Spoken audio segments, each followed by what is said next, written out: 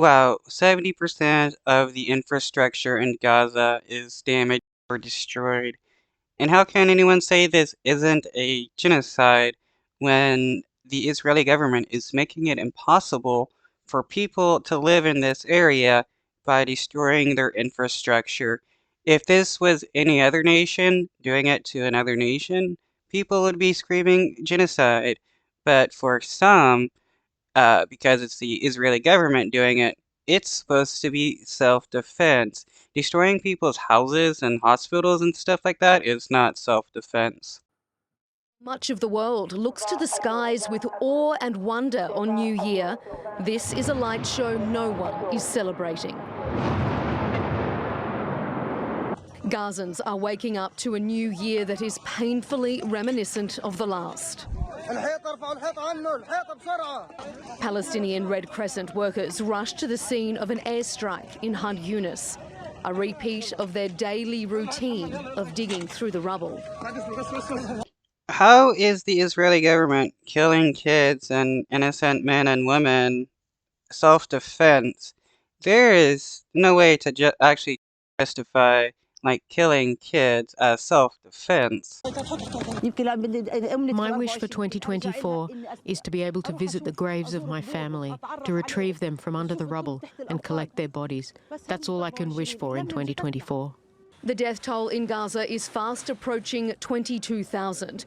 The Hamas-run Palestinian Health Authority says 70% of those killed are women or children. And somehow these children are supposed to be Hamas fighters trying to take down the Israeli government. That's a big laugh. Anybody who tries to defend the Israeli government still are just people supporting a genocide. In 2024, I wish for the war to be over and for us to live a happy life. Yes, Gaza has been destroyed and we have nowhere to live, but we just want to stop hearing the sound of planes and drones, for children to stop being afraid. Israel has vowed not to let up its assault in the new year. Its stated goal is to eliminate Hamas. In doing No, the real goal of the Israeli government is to make Gaza and the West Bank so unlivable that Palestinians can't live there either by being murdered or dying from lack of medical care or something else, so that the Israeli government can rebuild it for the Israeli government. That's what many people have said. Bibi Netanyahu has advocated for a genocide, and that is what they're doing. Doing so, almost all of Gaza's 2.3 million people are now displaced. In 2024, I wish to go back to the wreckage of my home, pitch a tent, and live there. In 2024, I wish for our children to live in peace and security. The UN says about 40% of the population is on the brink of famine, and the rest are only just scraping together the bare essentials. God willing, there will be a ceasefire in 2020.